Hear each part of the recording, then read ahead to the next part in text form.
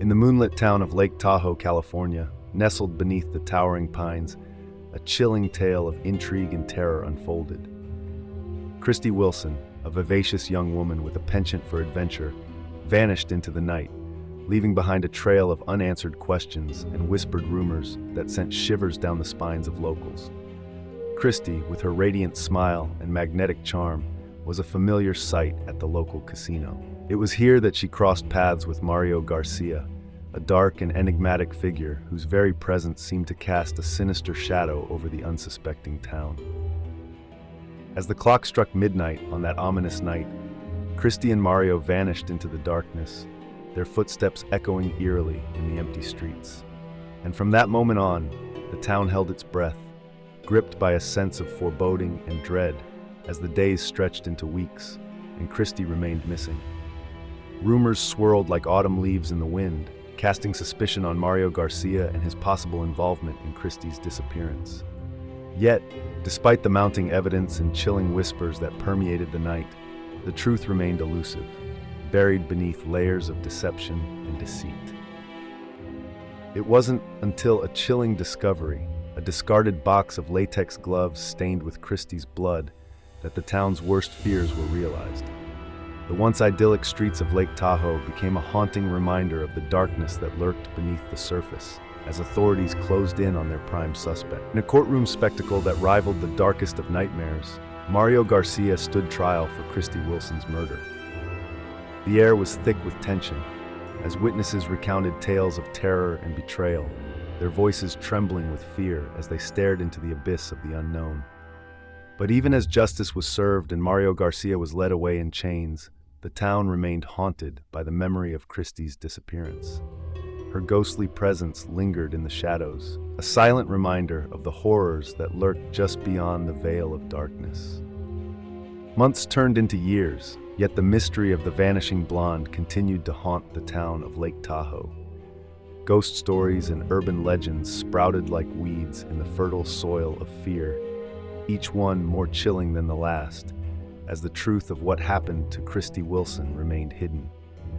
The townsfolk would gather around campfires on chilly nights, swapping tales of the vanishing blonde and the dark secrets that lurked beneath the surface. Some claimed to have seen Christy's ghost wandering the streets, her eyes filled with a haunting sadness that chilled them to the bone. But amidst the fear and uncertainty, a glimmer of hope emerged.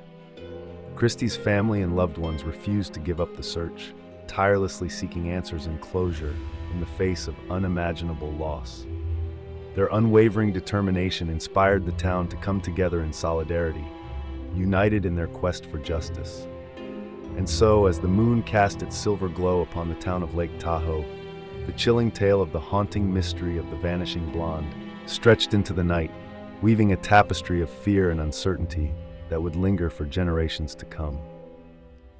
But amidst the darkness, a flicker of light remained, a beacon of hope that someday the truth would be revealed and Christy Wilson would finally find peace. In the quiet suburbs of a small town, nestled among the rolling hills and whispering trees, there lived the List family, a picture-perfect portrait of suburban bliss.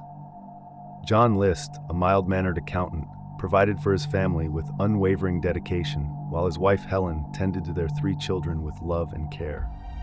But beneath the facade of domestic tranquility lurked a darkness that would shatter the illusion of suburban perfection and stain the List name with infamy. It was a crisp autumn evening when John List, driven by a madness that lay dormant within him, descended upon his family with chilling resolve. With each methodical movement, he extinguished the lives of those he had once sworn to protect. Helen, his devoted wife, fell first, her life snuffed out by a single gunshot that echoed through the halls of their once happy home. Next were the children, Patricia, Frederick, and John Jr., each meeting their fate at the hands of the man they had trusted above all others. As the night wore on, the List family home became a house of horrors, a scene of unspeakable carnage that would haunt the town for years to come. And when the sun rose on that fateful morning, it revealed a truth too chilling to comprehend. The List family had been eradicated, their lives extinguished by the very man who had vowed to protect them. But John List's descent into darkness did not end with the murder of his family. In a final act of depravity, he vanished into the shadows, leaving behind a trail of deception and deceit that would confound investigators for decades. It would be years before the truth of the List family murders came to light, a truth that revealed not only the depths of one man's depravity, but also the fragility of the suburban dream. And as the memory of the List family fades into the annals of history, their legacy serves as a sobering reminder that evil can lurk behind even the most idyllic of facades, waiting to strike when least expected. In the humid summer of 1990, under the scorching South Florida sun, a sinister legend unfolded, casting a pall over the palm-fringed streets of Wellington. It was whispered in hushed tones, a tale that sent shivers down spines, the chilling saga of the South Florida killer clown. Wellington, once a haven of tranquility, was shattered when Marlene Warren, a beloved member of the community, answered a knock at her door. Expecting a friendly face or a routine delivery, Marlene was instead greeted by a figure straight from nightmares, a clown, its painted grin twisted into a malevolent smirk, clutching balloons like an offering from the abyss. Before Marlene could react, the clown's hand moved with eerie precision, raising a gun that glinted ominously in the morning light. A deafening crack split the air as a bullet found its mark in Marlene's unsuspecting face. Neighbors, drawn by the gunshot's echo, stumbled upon a scene of horror. Marlene lay motionless on her doorstep, blood pooling around her like a grotesque halo, while the clown vanished without a trace, leaving behind only dread and unanswered questions. In the days and weeks that followed, fear gripped Wellington like a vice. Whispers of vengeful spirits and ghostly apparitions haunted the streets, each tale more chilling than the last. But the truth, however buried, refused to remain silent.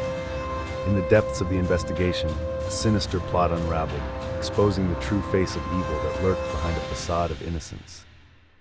At the heart of the darkness stood Michael Warren, Marlene's husband, his charming demeanor masking a soul stained by greed and betrayal.